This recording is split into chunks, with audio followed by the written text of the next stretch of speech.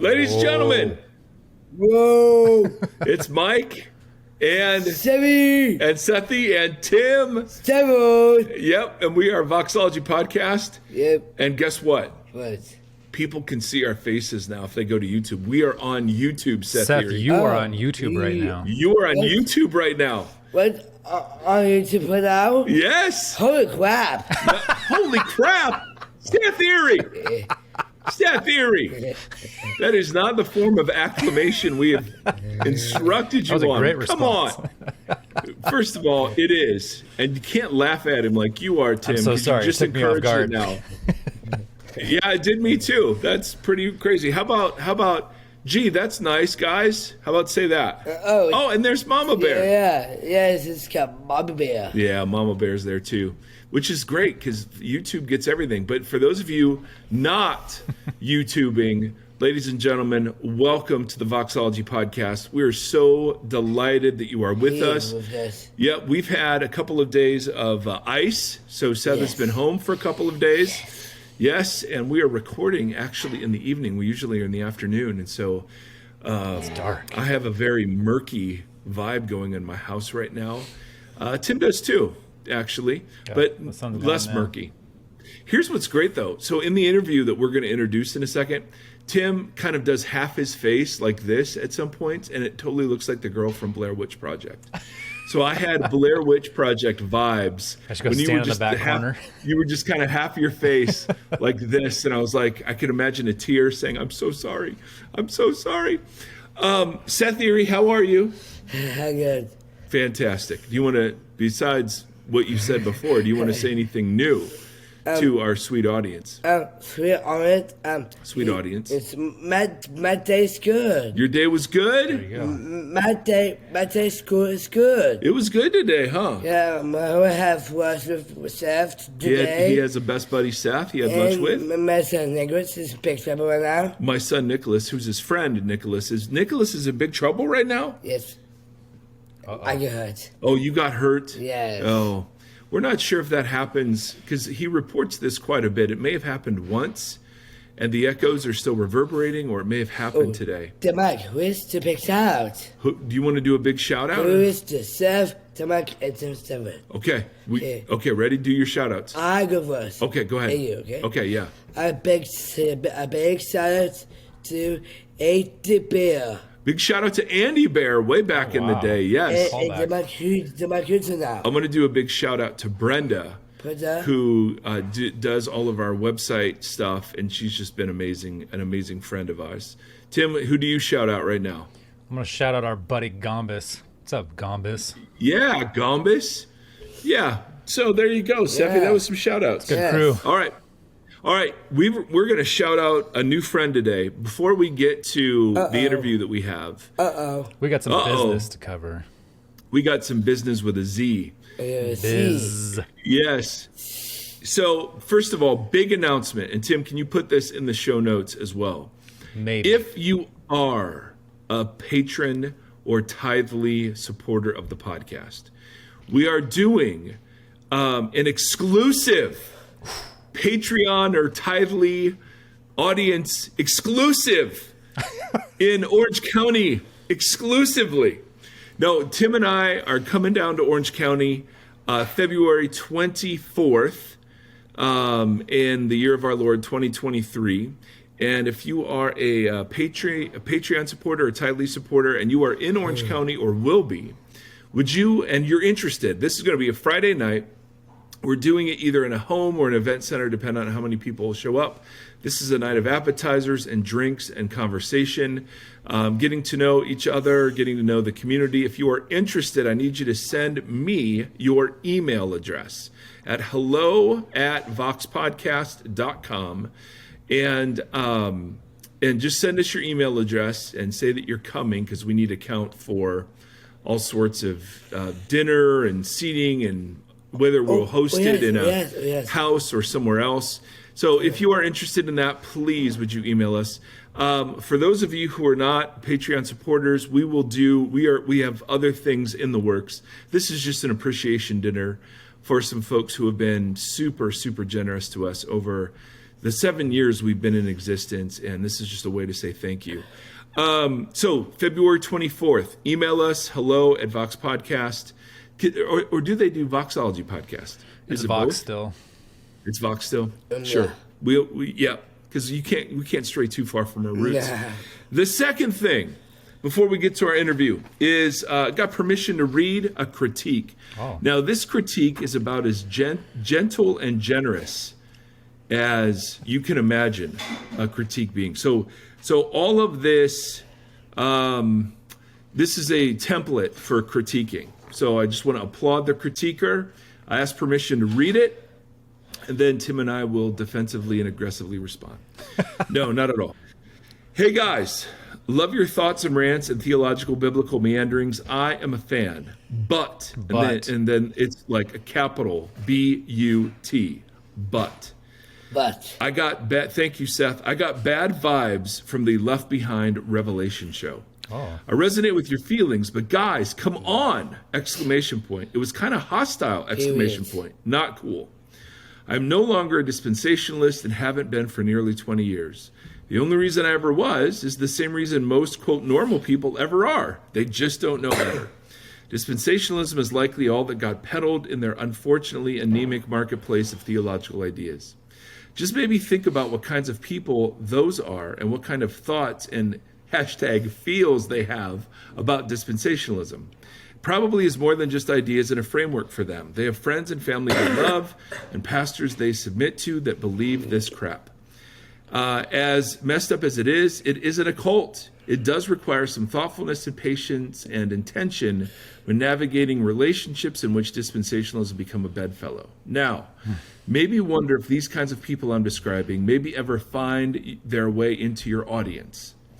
I sure don't want my dispensationalist brother listening to your podcast and copying your rant at our Thanksgiving dinner.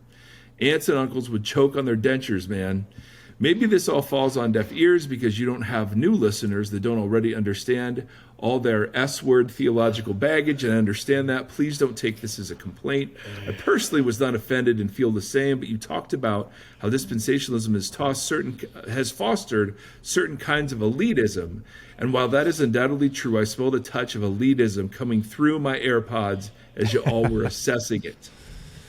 Yeah, maybe y'all don't have freshly recovering dispensationalists in your audience. Maybe if you do, you don't give an S word about what their relationship with it is. I personally wasn't offended, but I thought it'd register some concern. So do with that as you will. I'm not PO'd or offended. As weird as this may seem, consider this fan mail. You probably feel tons of hate mail every week, and I understand and feel your frustration with this theological view. Enough said. With love. And then he put his name. So, first of all, there was gentleness and kindness. Second of all, there was a ruthless examination of the concern. We were critiquing elitism. We embodied elitism. Would this be a kind introduction to deconstructing that belief if people were, your aunt or brother or whatever? All of that's super legit. Yeah. Absolutely. So that's why I wanted to read it. We've fielded that critique before, that we can be, that sometimes the people that need to hear the topics the most might not want to listen because we can sound condescending or aggressive towards something. Yep. And I receive that and understand that. Well, Tim, you are by far the most guilty. I realize that. I'm the one that gets all the hate mail. Yeah, it's really staggering, actually. No, I'm kidding about all of that entirely. Seth Theory, let's not rub my eye while we're recording. But I appreciate people are finally getting the full spectrum of. Seriously, if you go into YouTube, you'll see all of the shenanigans that are happening right now. Maybe that is the best way to increase YouTube viewers. It's just sticking Seth on, right? What? Yes, the Seth cast. Oh, it's Seth cast? Yeah. Yes, we need a Seth podcast, don't we? Oh, yeah, let's the black iPad do it. With the black iPad, we could do it? Oh, yeah. Oh, that'd be very exciting. Oh, yeah, please send me more and more. Hey, send Seth, you more and more? Seth, did you let the pigeon drive the bus? Oh, yes. Hey guys, Do not shove him in the bus. Do not let the pigeon drive the bus, guys. No. I've told you this before. Don't let him do it. Now, if you have no idea what we're talking about, you don't have children. You don't have children. If you have children, you know about Mo Willems. Thank you, Justy Bear. And don't let the pigeon drive the bus. This is All it, right, now let's Nom. go. There are rules here. Yes. Yes. Oh, yes, exactly. Yeah, we've read that story a few times. Now, back to our dear critiquer. The reason I made the joke about Tim is because I am much more likely the guilty party in this, and we have received this critique before, and we never want to hear it. The goal isn't forever for us to come across as arrogant or condescending ever. Yeah. I know I have that in me, so I appreciate hearing when it comes out. Part of my hope, Seth, you got to quit vaping. I've told you, son. Why? Part of my hope is that we are able to attack views and not people. Yes. And so, yes, I am deeply concerned isn't a strong enough word. PO'd, perhaps. I don't know the right word to choose. I am exercised about the damage that some of these views have caused in the American evangelical church. I am not at all exercised by people who believe them, because I myself, I grew up in this environment. This was the view of my seminary. Right. And so I get it. I'm not upset with that people hold this view, but I think the view and the purveyors of the view, not the TV show, but of this view. It's all Whoopi. It's all Whoopi's fault. Yeah. Whoopi. Yeah. I'm not a big fan. So Whoopi. I want to walk the line between being humble and curious about people. I had also ideas because there's always still something more to learn. But this is stuff I've been sitting in for 30 years. Yeah. And I've seen the bad fruit of this. Now, that doesn't mean I have to express it in a jerk-like way. So for that, I repent forever. Absolutely. It's hard. You can't, for some people, their beliefs and their ideologies they are intimately tied to them. And so it becomes, even sometimes attacking an idea or, something like dispensationalism, people who have found that to be an absolute truth for themselves can feel attacked, even when it's not personal or attacking a person. People can feel that. So that's always a hard line to walk. Yeah. And I have a hard time not just cutting straight at something. So it's always helpful to take a breath. Yeah, totally. So thank you. I and we receive that, and I will do a better job. Can't speak for Tim because, Yes. he's That a was tragic me. case. That was me trying. So I don't know. We'll see what happens That next. that was us holding back. Yeah, I know. I was like, dang, I thought we did that really well. Yeah. No, I don't know that I can always constrain that energy. Right. But I never want to direct it at people. I just think, I think like that's a women pretty good and posture. Well, if we can hold it, if we can hold to it. But we wanted to read the critique because odds are there are some of you who agreed and didn't write in. And we just want to say, we hear that. And we're always open, man, to critique. Absolutely. We don't get a lot of hate mail. We really don't. We get a lot of encouragement. And we used to. We get a ton of questions and those sorts of things. But no, we don't get. We get a fair amount of critiques. But just like yourself, most people are really great about how they do it and what they say. And sometimes we think maybe it was just an individual thing, but this is something we've heard before. So we wanted to just read it and respond. Now, today. Well, we're recording tonight, but yes, whenever it is you're listening to this, we have kind of a really interesting conversation.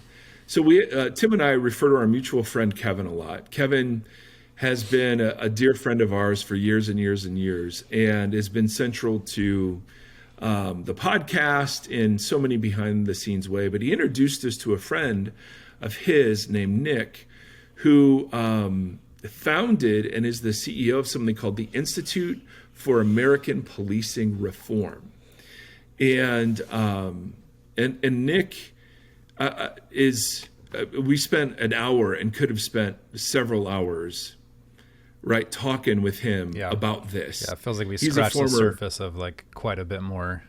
Oh, totally. He was in law enforcement, I think, for over 20 years. He was in the military. He has been on the receiving end of and witnessed some very nefarious actions by police towards he and other Black men and Black people. And so he comes at this with a great deal of credibility. And it's a super interesting and sort of tension-filled topic for me. My dad was a police officer in a city of about 50,000 in Ohio. And so I grew up, with very positive views of law enforcement. And that's kind of white privilege in some ways. I also was a chaplain. I've talked about just a little bit, a chaplain for a police department in California. And I learned so much there. So much that was good and so much that was bad. But I really saw like some really heinous stuff. And got a little glimpse behind sort of the culture that Nick's going to talk about. And he doesn't need me in any way, shape, or form to validate the culture he identifies, but I do. And there is just a bit in my own experience. There's something very much to what he's saying. Yeah. So we're going to take an hour to be with him and listen to him, and then he's going to give some very specific asks. And we don't ever fundraise. Obviously we're crowd supported, and so we invite people to donate to our nonprofit, but we don't fundraise on behalf of others. But I think in this instance, this is a very good exception, sort of to that rule. They're doing the hard work that feels like an insurmountable topic, or so this is any way that we can support or direct or bring attention to, I think, is going to be super helpful. And for Tim and I mean, and most of you, we've never had to be in fear around policing. We've never had to have the talk with our children about, here's how you behave. And so for me, I feel just totally stuck watching the video of Tyree Nichols getting beat to death. And I don't know what to do with that. Anger and sadness and grief and frustration at people that don't seem to get it. And so what Nick does is he really provides a way for those of us who are like Tim and I to at least do something positively. Yeah. So anyway, we hope you enjoy the interview. It raises all sorts of other questions, and not everyone's going to agree with his approach, and that's fantastic. At our best in our community, we're humbly curious about conversations around things that aren't normally given permission to have. And so this is one of those where, talking about American policing and there's just a whole lot there. So we are so grateful to have somebody so credible to talk about this issue, because we haven't talked about it before, because neither Tim nor I have any credibility. Well, every time there's something like this happens, we spend time lamenting and talking about, humanity and exalting humanity and caring for one another. But those are always reactionary emotions, reactionary thoughts. And, the stuff that Nick's doing is very much like, how can we get to the roots of these things? And again, which just seems like a completely, just a massive undertaking that I am in awe and have so much respect for, and wouldn't even know where to begin. So it's good stuff. Good guy doing good work. Yep. So we're just so honored to have him on, and so thank you. Man, Appreciate. the idea of the gospel stuff, like when he was talking about just seeing humans for humans and like seeing, I was like, that is like, you just hear that reverberated throughout. Yep. Just simply that, like, you know, did you feed this person? Did you, clothe this? Like all that. That's just like, man, you just see it. You see this tangible effort of elevating humanity in all situations. And I don't know. I was very inspiring. Yeah. Yep. Good stuff. All right. Well, enjoy, friends. We appreciate you guys. Bye. Smash that subscribe button. Hit the subscribe button. Forget guys who has it. Hit the subscribe button. And see ya. We're ads to like and do it. Fox, I will see podcast. Wow.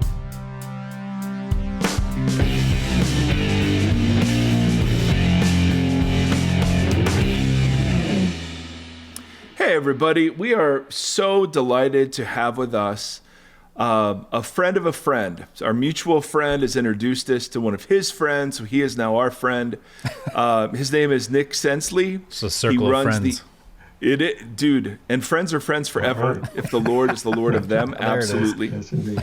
And he is, Nick is the CEO for the Institute for American Policing Reform. And man, that could not be a more timely and heartbreaking conversation. We're recording this the week after the videos came out around the brutal murder of Tyree, and Nick has been so gracious to give us a bit of his time as we talk a bit about this. If you want to tune into our YouTube page, I would highly recommend that, Nick. And really, my first question is, have you struggled with being good looking your whole life, or is this something that's happened later in life? Because I'm hoping it turns around for me. Well, thank you, Kevin. If there's truth to what you're seeing, then there is hope. Then, because I don't know where it comes from, except for genes. If there's any truth to it. Listen, thank you so much. Let's just can we start just by talking about you, and where were you born and raised? Did you have much experience with law enforcement when you were a kid? Was that positive or negative? I'd love to give folks some context for the vision that you have for this before we dive into the specifics. Well, thanks for having me, Kevin and Tim. This is a really special time to have an opportunity to get out and speak publicly about the Institute and where we're going, and talk into these contemporary issues around policing, around American policing, this very powerful authority, one of the most, entrenched institutions in American society. And it's an essential service that we all want and need, but we all want to see it and it be better. As for my background, I'm the youngest of 8. I was born in the Desire housing projects of New Orleans. In 1957, when this housing project, which was built on top of a landfill, was built, the day it opened, it was declared unfit to live in. So that gives you an idea of, poor blacks and white that were ushered into that community life, and what generally comes out of that. And so in terms of my experience with police, unfortunately, it started with a very negative first and lifelong impression. When I was 4 years old, back in 1965, I stood as a child on the sidewalk looking across to a grassy knoll, which back in New Orleans we called a neutral ground, because it was usually about 10 yards wide, and we'd get out and play football. It was the divider in between the directions of the highway. But it was also a rallying place for the police to come and very often lay out the black teenagers face down on that neutral ground and have the German shepherds walk and nip at their heels and intimidate them and walk around their heads. And I, as a child, stood watching that. And I'll tell you, Kevin, about 4 years ago, it's been about 4 years now, that impression had been so clear and such a perfect image of detail in my mind that I went back to what remains of the Desire Housing projects just to look for one particular thing, just to see if I could validate this memory that was so clear. And that was a depression in the neutral ground where the police officers had these black teenagers and young men lined up. And I have to tell you, I had to take a picture of it and I now use it in my presentations because it was perfectly preserved as I had memorized it from 4 years old. And so that's how old you were when you saw that? You were 4 years old at the time, and oh my goodness! And so to go back 57 years now, and have held that, it's an incident of trauma, right? And so we all have our individual, our our family level, our community level, our region or nation levels of collective trauma. But in terms of my individual trauma, which certainly is shared among the teenagers who were laid out there by the police, that's probably a lifelong experience. And it certainly was for me as a child. So that was my first experience. Man. I did have other experiences and stories to be told of contact by the police. Growing up in the 60s in the South, in New Orleans. It was nothing to be called, you little N boy, come over here and get shut down. I can use the terminology now because having spent 25 years in California law enforcement myself, and California policing myself, I knew all of the ills of what I had experienced in each of the numerous experiences with the police, and all of them, I must say, are quite vividly held. I can remember one time being picked up with a group of friends because the police officers accused us of stealing the bicycles we were riding, and they put us in the back of the car to take us over to the home of the family of the children. And it's funny the things you can remember, but I can remember the look on the mother's face as she's walking toward the police car, and it was this look as toward the police officer, like, what are you doing? I mean, even she was just shocked, and I don't know if it was shocked because she's going, you're bringing people who are maybe thieves to my home, or it was because this is just atrocious. But when, in my memory of her saying, these are not the kids, why do you have them? I think it was more oriented toward her going, why have you done this with these kids? And, the story gets bigger in terms of how it ended and what they did with us. But my point is those memories, they last, and they do last a long time. Yeah. Yeah.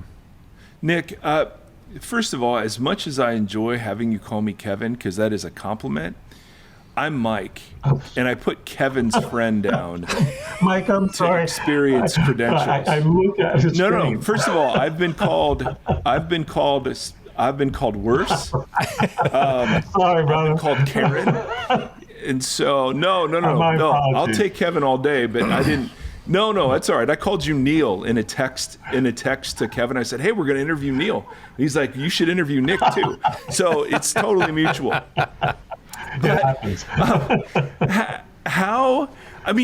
So my dad was a police officer, and I've been a chaplain in a police agency in California. And so I was raised in all of this, but I never, ever in anything in my lived experience saw or experienced anything like that. How did you consider a career in law enforcement after some of those early and brutal memories? I wish I could say it was something I grew up wanting to do. It wasn't. Out of getting Yeah, I'm not surprised. After getting out of the I'm not Army, I surprised. went Oh to my work in goodness. an architecture firm in LA, and after the firm went through some changes, I needed a job, and I went to work on campus at the UCLA campus police, which is where my policing career started. And honestly, I loved it. I enjoyed the camaraderie. I enjoyed the intensity of the work. It is a different culture, which is a very important part of our concerns for today. And Yeah. you learn to live in it. You learn to enjoy it. You enjoy the brotherhood, the sisterhood. That's a part of it. So I can't pretend that that wasn't a part of my experience as much as I'm speaking into where some of the harms exist in that and how police behave. But I also saw some pretty awful things during the time, and lots of reflections of the very negative aspects of that culture, which is very grounded in authoritarianism. And when you have a group of people who have the power from the ability to take away a person's liberties, to take away their life, that is an immense amount of power. And to not recognize the impact, the influence that that has on building essentially a subculture, well, that's just plain ignorance, foolishness, to not recognize that that's possible. I mean, I served in the Army for a number of years, and there was the same type of camaraderie. I mean, That's what I was going to ask. Yeah. when I was, Did it echo? Were there echoes in both? absolutely. In both professions? Because Yeah. you live together, you work together, you train together, you learn to support and to back up each other, and you learn that each other's lives, or your lives are interdependent. When they on television, when they had those during the peak of the wars overseas in the Middle East, and they'd have all of those soldiers coming home and surprising their kids and families. Gosh, those things just tore me up, man. I mean, I would just be in tears just because, just a sort of a sense of connection to that. When a police officer dies or it's injured, it brings out the same emotions. But at the same time, it makes me no less fervent and steadfast about bringing about significant changes in the culture of American policing. Were you conflicted while you were engaged in law enforcement? Were there certain circumstances or cultural values that you felt like they were really at odds with where you were and what you'd experienced? Oh, yes. I mean, there were instances where, honestly, right from the beginning of my first time in my field training program, I remember a particular incident where I was standing, checking out the vehicle as we typically do, and a black man in a Porsche drove past us, and my training officer said to me, "Hurry up, get in a car. We got to go stop him. There's no way he should be driving that car." And I'm like, what? And so, I get into an argument with my training officer right in the parking lot of the department. Yeah. But that's just a smaller example of a lot of, behaviors that I knew were, racially motivated or based upon socioeconomic status, sort of that mindset of, because he's poor, black, or Hispanic, they don't belong, right? That they shouldn't be in a certain neighborhood, they shouldn't have certain possessions, things like that, were in many ways, just part of the behaviors. And the way that we distinguish those from appropriate behaviors that, and we identify them as being attached to a culture, I say we have sort of a simple Socratic test, I call it. So take, for example, the Hispanic kid that walks through a rich, quote, white neighborhood. And the call comes through to the police department, hey, there's this strange kid in the neighborhood, want to send somebody over to check him out, see what's going on. Now, if the police department just sends on that request, that in itself is problematic, right? Because you have to ask yourself, okay, well, why should we come check him out? Well, because he doesn't belong what's here. he doing? Well, what's he doing? Well, he's just walking through the neighborhood, okay, and what's wrong with that? Well, he doesn't live here, okay, and what's wrong with that? And, you go on with the why and why and why. And so, on one hand, that points to the broader problem of reform. It's not just a policing reform issue. It is impossible to reform police without addressing the societal issues that exist, particularly in areas of racism and biases and the things that, because, you don't have a police officer on every corner of every neighborhood. So let's change that scenario just a little bit and say a police officer drives through the neighborhood without being called and decides, I don't like the way this looks. I want to check this guy out. Doesn't seem like he belongs in this neighborhood. And so the question then is, well, why? Well, we've had crime problems and, he doesn't look like he belongs in this neighborhood. Well, why? And you go on, and eventually the whys break you down to a place where the only real answer is, well, that's just the way it is. And that being just the way it is really points to a cultural mindset rather than a reality. Yeah, that's one of the things I really have enjoyed in doing some background is that you see this as a cultural issue. There is a culture that policing embodies, inhabits, promotes, that is at issue. What, if I can ask, what was this week like for you? When that last week on Friday, the video came out, we have 5 black officers from a designated and specific unit, and the videos are just horrific. I couldn't even make it through all the way. What was that? I think that for folks like myself and Tim, who are white, who have never had a lived experience of that kind of terror, who never had to have the conversation with our kids that said, okay, if you get pulled over, here's what you've got to do. We feel absolute horror at this, but we don't see defunding the police and eliminating police altogether as an answer. And that's one of the things that you say that, man, I love, is police are essential and so is reform. Could you talk just a little bit about how you hold those two things together?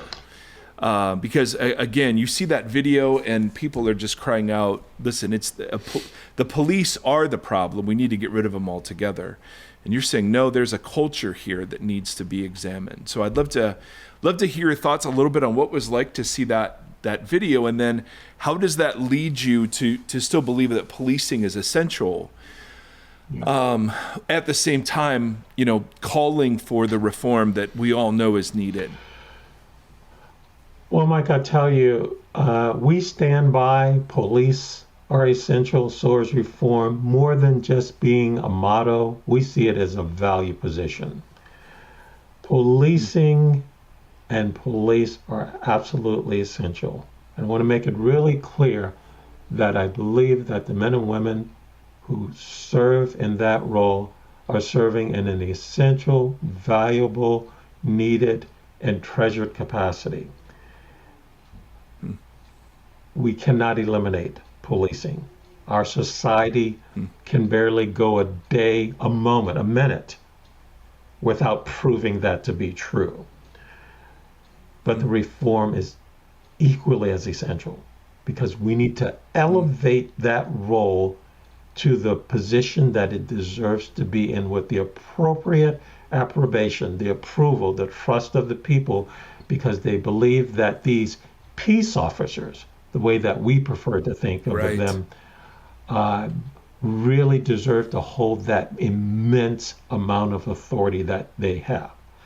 So in seeing this video, it's heart-wrenching, right? It just tears at, every fabric of our attachment to human dignity, right? And the regard for human life, for this being which we like to believe is a being created to be and to exist in this world.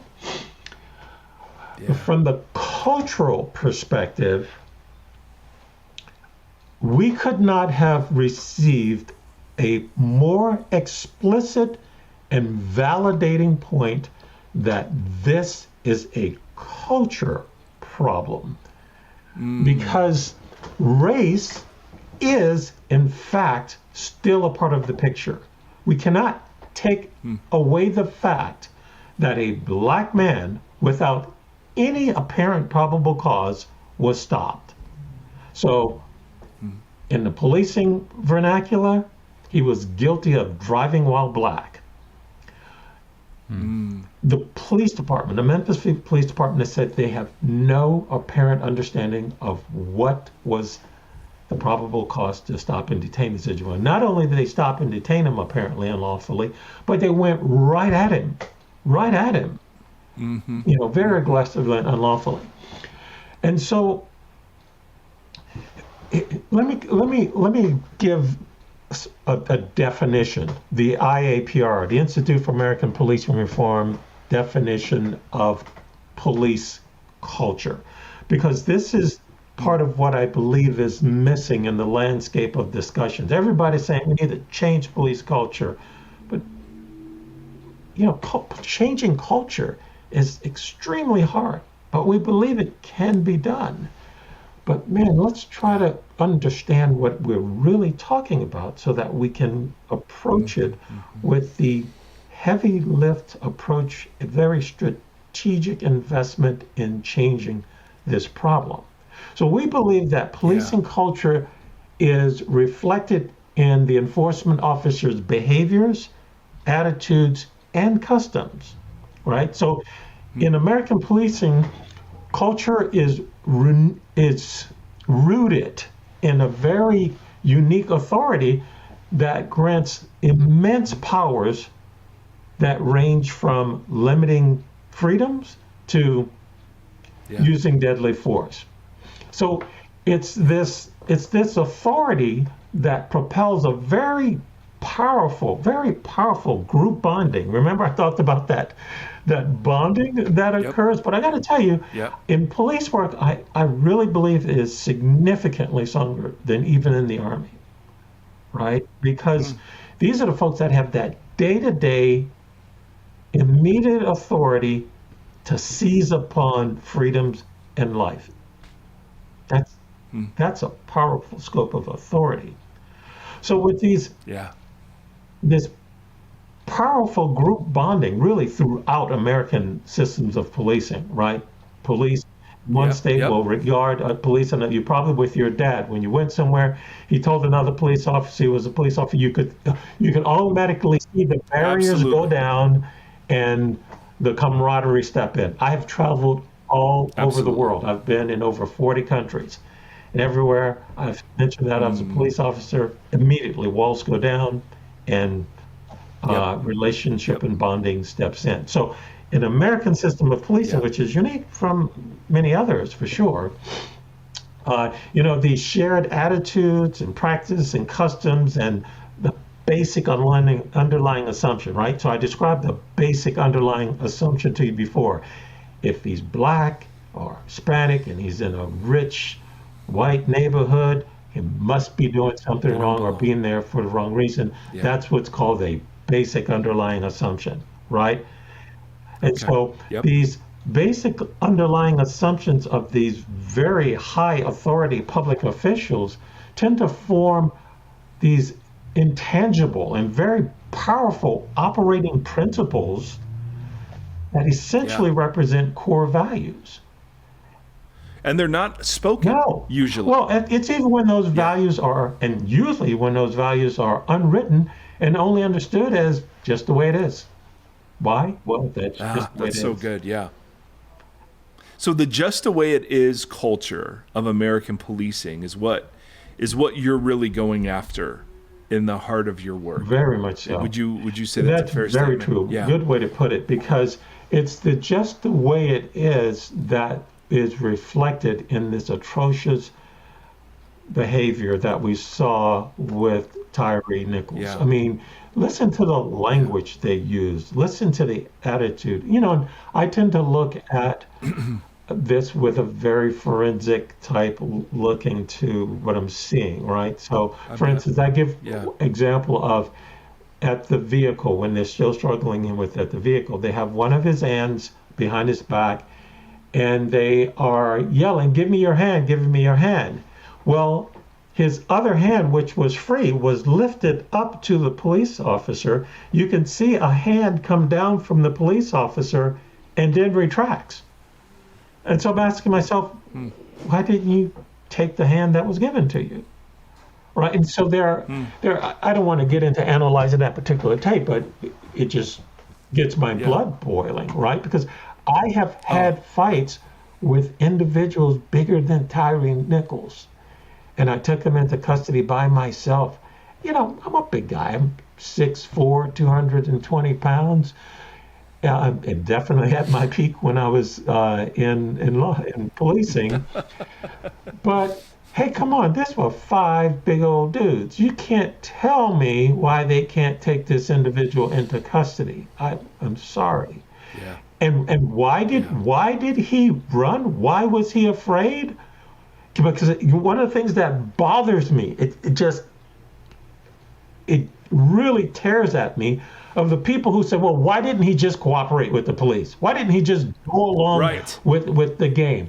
Okay, well, if you're afraid that somebody's about to kill you, why don't you just lay there and let him do it? Right? Yeah. I mean, so that really gets me riled up, because when we look at this and we see someone coming upon this innocent man, pulling him out of his car unjustifiably, and what do you think is going through his mind? These guys are about to beat the crap out of me or kill me. Listen, you know, one of the things I didn't like, and I really don't like the terminology, but has been out there, is still called white privilege. Now, listen, there are white privileges. That's a fact. But I don't necessarily agree with the way that it's always described. But here is a white privilege that I will describe to you.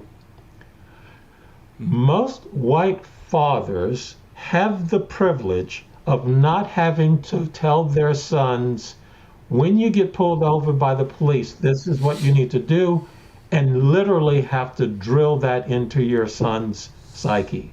I don't know a father in my circle of black males who has not taken his son or daughter over and said, this is the way it works. When you're driving and you get pulled over by the police, educating their children, not so much around the rules of the road in this, but on the rules of not getting your butt kicked. Yeah. Oh, so the privilege of not having to do that doesn't exist among Black and Hispanic and other families of color, Tony. Can I ask what, and Mike, you can cut me off if you have something else you want to go, but I'm curious because all right. There it is. Yeah. Okay. You're done. Still, but how? No, go. No. The idea of reform, I'm so curious how you guys approach that, because just the way it is kind of attitude is in a lot of ways like a foundational ideology, right? That is a shared ideology. And so it seems in most situations, we tend to address like the symptoms instead of the causes of things. Yes. We just kind of react to situations over and over and over again. Then we say, why hasn't it changed? Why isn't it changing?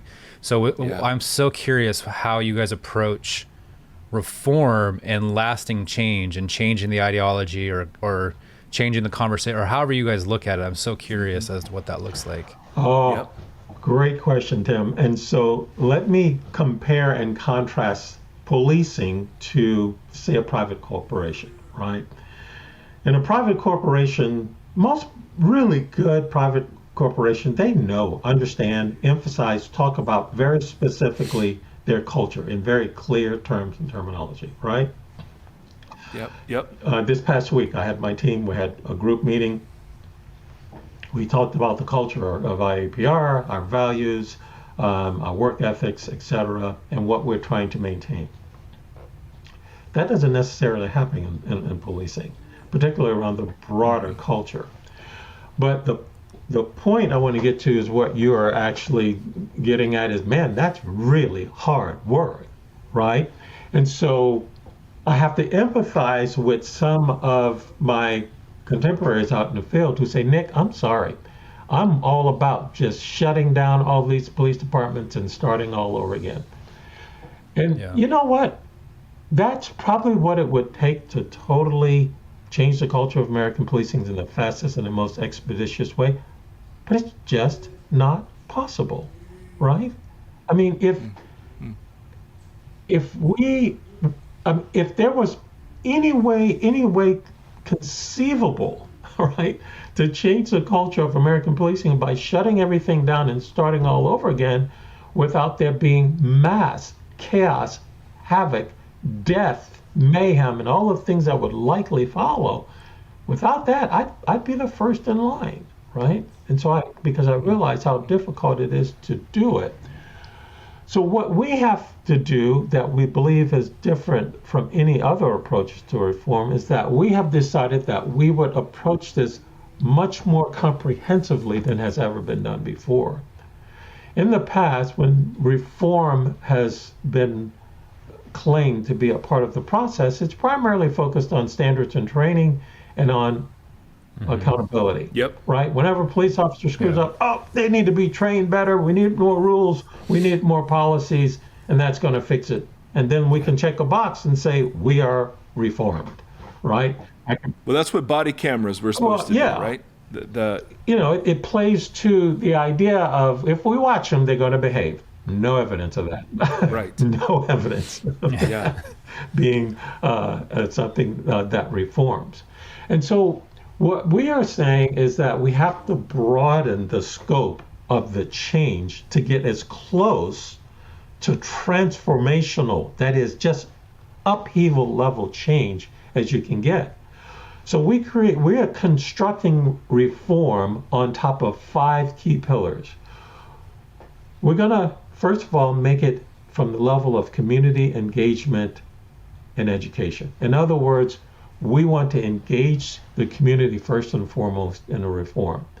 That is because police serve, and this goes all the way back to the origins of policing globally. Police are intended to serve with the approbation, that is the permission of the people. So when police officers hear it all the time and they kind of mock it when citizens pull them over and say, I pay your salaries, because we hear that all the time, right. Type thing. Well, the truth is it goes beyond paying your salaries. Like, you work for me. We work together as a community. You don't own policing. You're just the agent of that particular vocation that's doing it full time. And so our approach is... So policing's bigger than just the officers. Policing is much bigger than just the officers. And anyone, again, that thinks that they can reform policing without making it a community issue, then it's never going to happen. Because community wellness, community safety, community change belongs in the hands of the community. So when we say Right. community at IAPR, we mean civilians and police as one. There's not the police and the citizenry. There is the community, Right. which is inclusive of police. So we need to start with the community in engagement around what reform looks like. We need to look at the laws and policies that need to be changed in order to address this, the really glaring issues and more. On that level, tomorrow we will be releasing our use of force policy, and so we're very happy to be putting out a white paper on use of force among American peace officers, and to be introducing a revised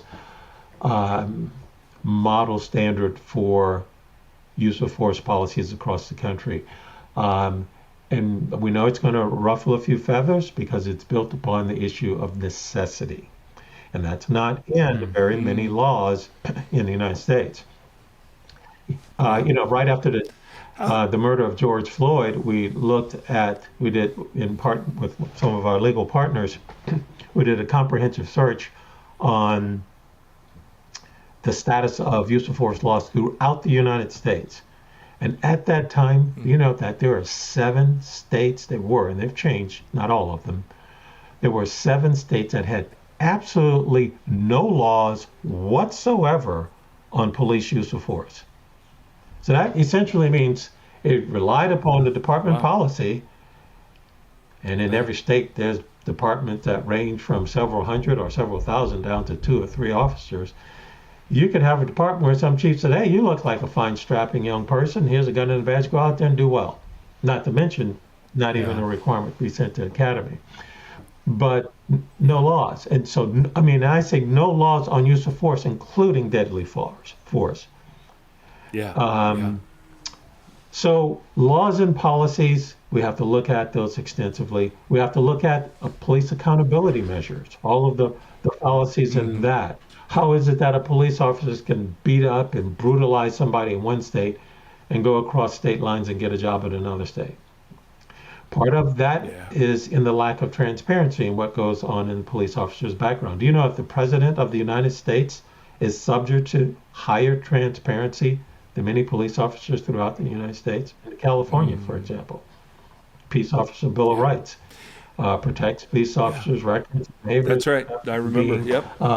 Exposed. And I can fully appreciate some of the protections that are given to police, but I'm absolutely, feel that we need to be more transparent about how they perform and their behavioral issues. Yeah.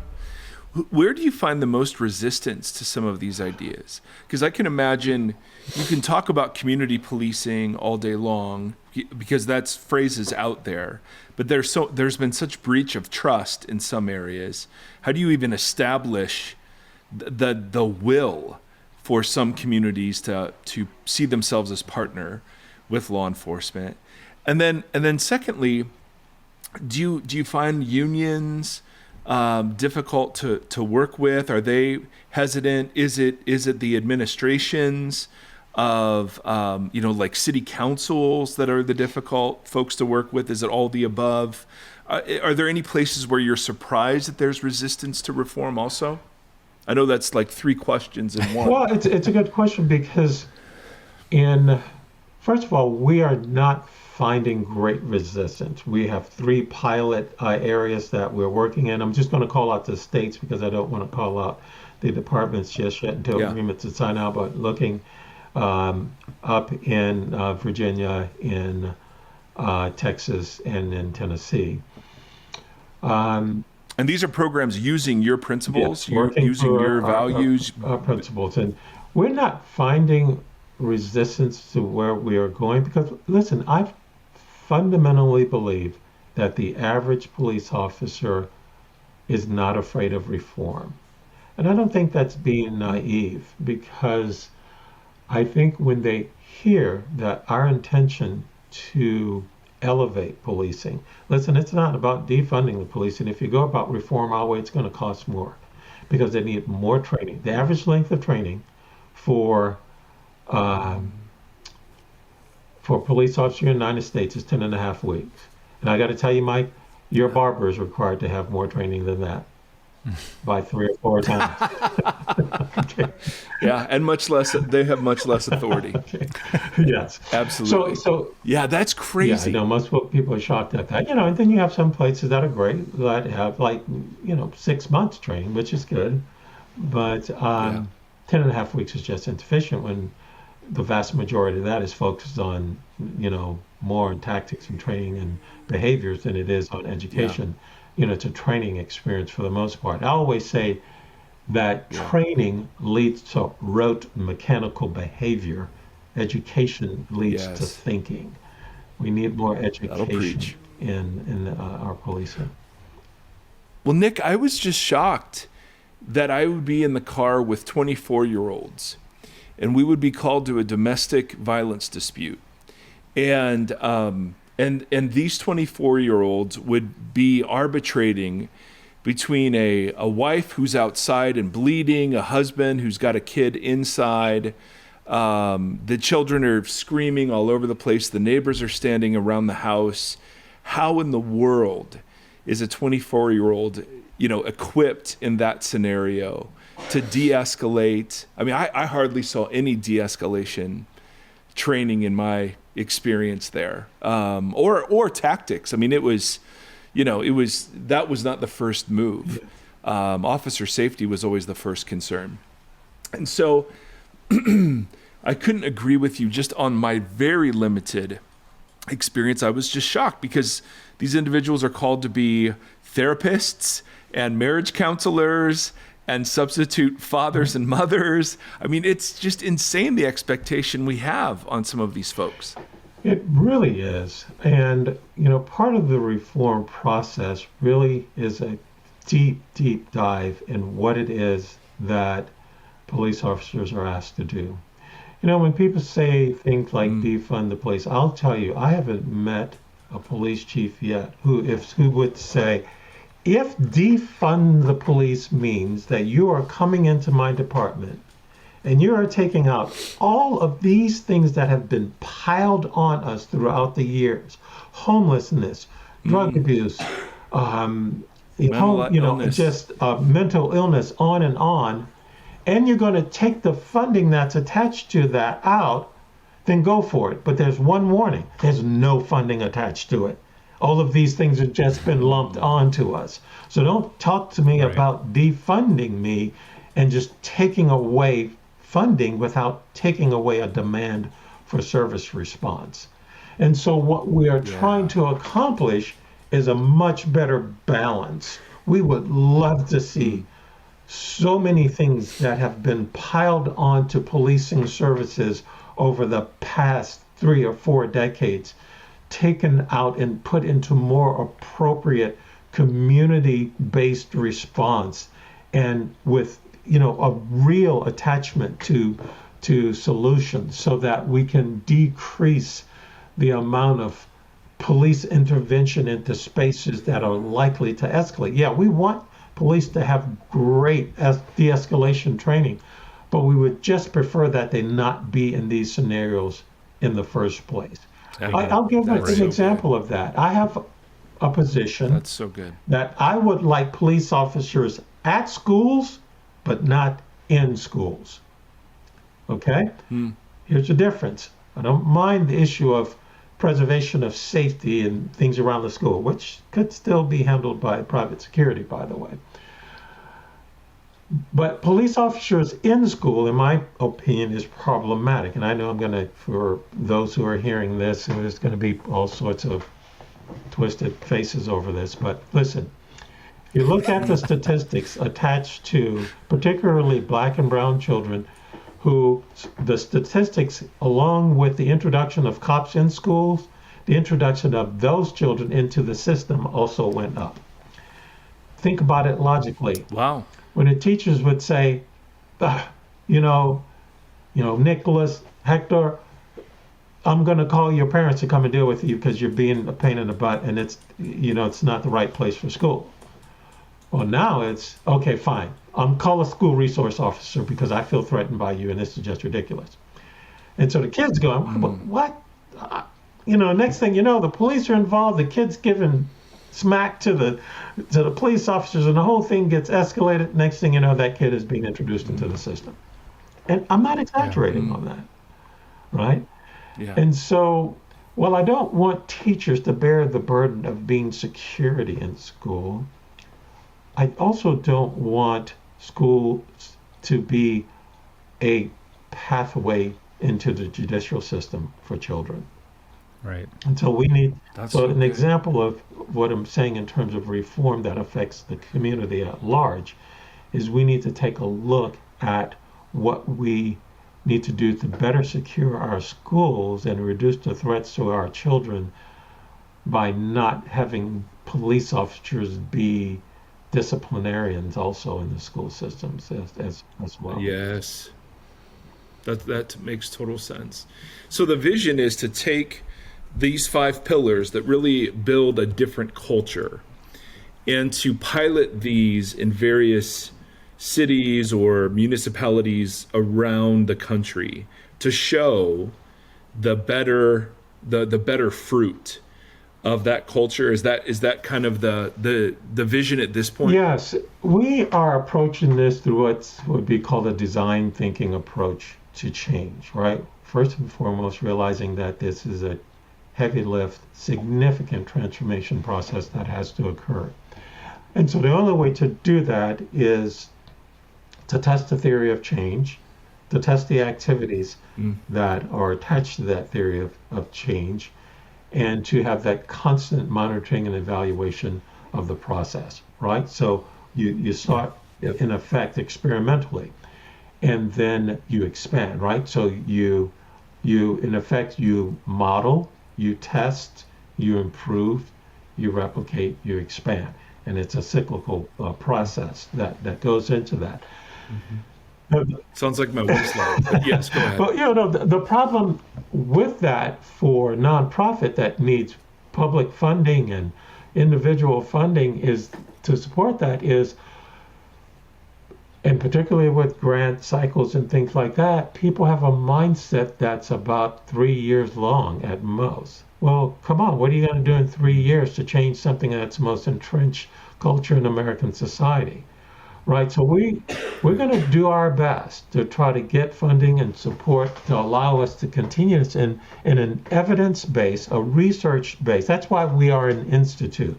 We are based in that's why we're an institute. We're not a research institute, but that's why we call ourselves the Institute for American Policing Reform. It's because we base our work, and we're very active in the field. We're facilitators, we're consultants, we're change agents. But we base our work upon research, upon evidence, upon evaluation, upon change that's going to take a long time. And so we need people to be with us and behind us for the long run. It's going to take us 4 years just to get through these 3 pilot sites. Now, granted, along the way, we will be starting additional pilot sites based upon the learnings that we get from these first 3 pilot sites.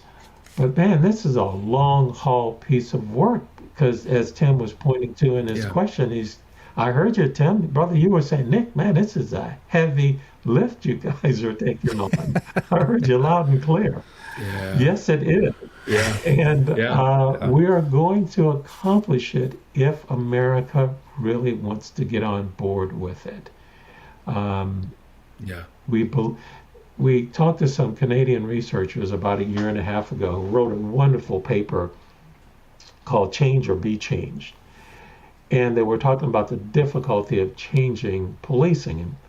They pointed out in this wonderful, just really a fantastic piece of work and research that they did, that there is this strange dichotomy in that the police, or that the citizenry and the governments all want change in policing, but no one seems to have the will to do it right.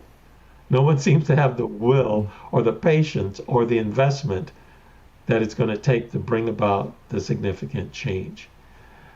So in a way, people could say, Nick, oh man, you're beating your head up against the wall on this. I would like to think not. I've spent, Yeah.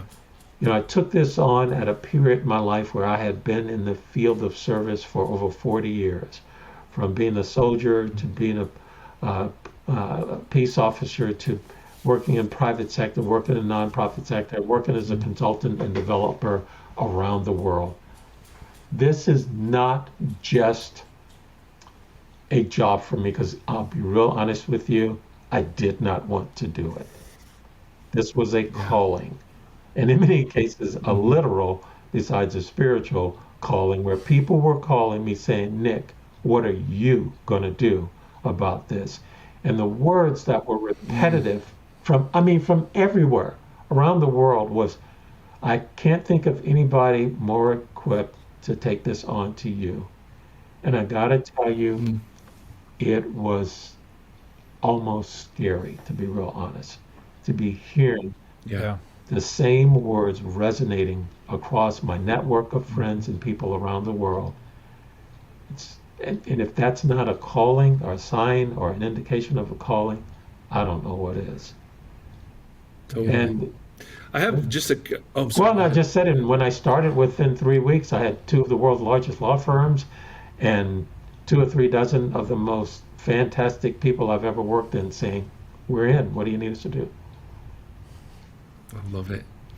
And we couldn't, I think, I don't know if this is true for you, Tim, but when we watch a video like that and it keeps happening, I feel completely powerless to do anything more than lament and protest.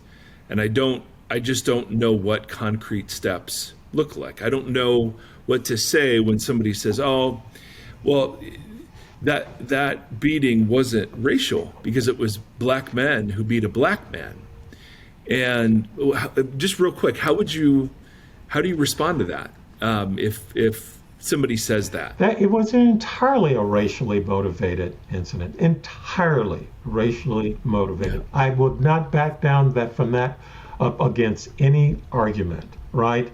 It is, first of all, there's evidence that we have examined that shows that because of the culture of policing, all police officers, regardless of their racial background, are just as susceptible to the same type of racial bias and discrimination in their policing practices. And so, listen, I'm going to confess, when I saw this, one of the thoughts that came to mind for me was, I told you so, on that particular issue. That yes, it is entirely a racial discrimination-based action, and just because it was done by black police officers doesn't make it any less so. The demon in this behavior is the culture that foments that type of behavior and attitude. So is that part of the training process that you guys are implementing, is weeding it, like watching, I don't know how to word that, like the officers devaluing a body of color, like you can see that is sewn into the system, that people would devalue seeing, their own faces. How do you approach something like that? Is it in the training? Is it like, how do you address that culture? Great question. So in both our introduction to the police departments and to the citizenry, we do a culture training course.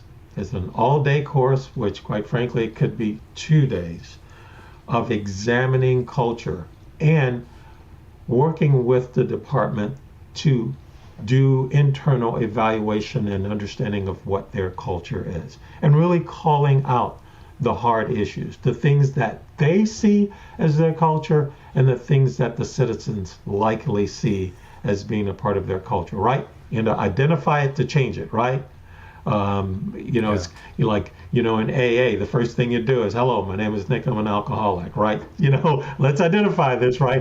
As the reason why we're here, so that we can work through this is the way that, so we work to identify and understand what culture is. so that we can begin to tear and rip away at where those dangerous elements of culture exist. And so that indeed is the only way to get to tearing down that which is harmful. And then hopefully we can replicate that. There is a scientific theory that all you need to do is change about 25 to 30% of a constituency, because our vision is standardized, trustworthy, human dignified policing in all American states and territories, right? And we cannot understate the importance of human dignified policing services. That's at the core of it.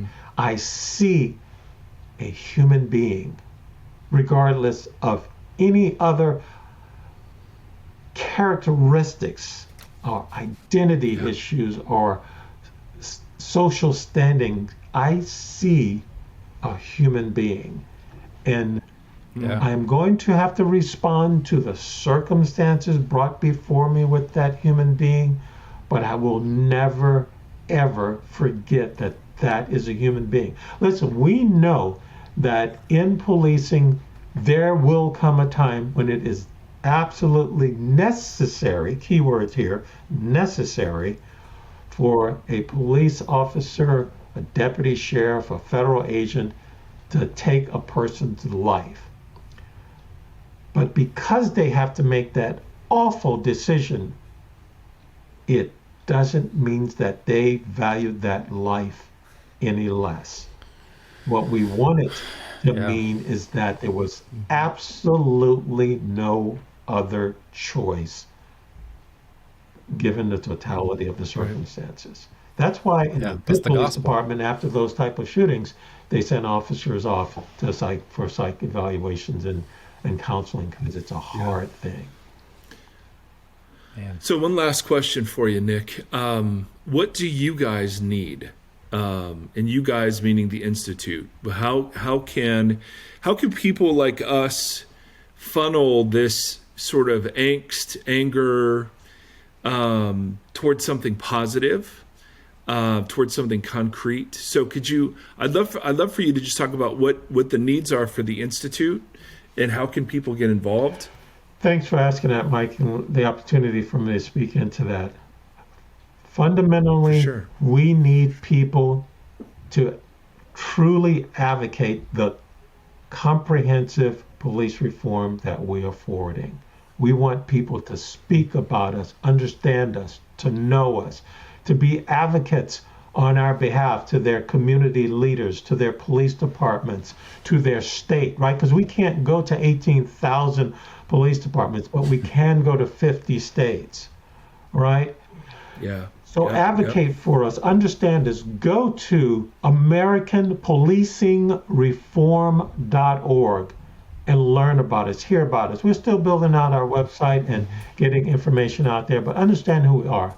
And hey, listen, remember, we are a nonprofit organization, and we will take any donation that you give, but I'm speaking particularly to you, not high net worth individuals out there listening. We need those 6 and 7 figures that you can send to us to support this effort. This is a heavy lift. We have 50 states that we have to deal with. We are a national organization. We need your support. You can go to our website and donate there, or you can get the address from the website, send checks, however it takes. Listen, I am not a fundraiser. It was the reason why I served for 20 some odd years through a private company, but did more than 33% of my work as pro bono, is because I just didn't want to have to be a fundraiser. But the fact of the matter is you can't have a nonprofit unless the people believe in you, advocate for you, and financially support you. So that's what we need. We are a public interest organization. I had a very wealthy banker friend of mine who said, Nick, you made a huge mistake. You should have made this a for-profit company. You could have made a ton of money out of this. And, the fact of the matter is that may be true, because we could have turned this into a consultancy and all these sort of things. But I did not believe that it would be credible, because People need to know we are doing this for the people, for the right reasons, for this country. Yeah. Yeah. I love that. Thank you, man. I'll tell you what. Thank you. Yeah, thank you. I mean, just thank you. Thank you. Everything our friend said about you is true, but he undersold you, actually. We're so great. I'm just so grateful. Thank you. I'm so grateful because I've just felt this fundamental tension between the idea of policing and its necessity versus the way it's being done, and recognizing there are institutional, structural, and cultural problems. And you'd have to be blind not to see that. That's right. But then not knowing at all how to address them. And so we're just so proud of you, for Thank you, Mike. hearing whatever that calling looks like and saying yes to it. So thanks, Nick. We're so grateful. Krista told us you're not on social media, so we're not at all gonna give social media info, but we're gonna direct everybody to your website. Again, thank you for your time. Thank you. And they can know a little bit about me personally if they like at nicksensley.com, if you care. Nice. We care. All right, man. All right, thank you, brothers. You take care. Thank you for listening to this conversation. Voxology is a 501c3 nonprofit organization that is supported by listeners just like yourself. If you'd like to partner with us, you can do so at patreon.com/Voxology. You can also join the community and hang out and chat with us on the socials. Facebook.com/Voxology Podcast and on Instagram @Voxology. Thank you for walking the long road with us.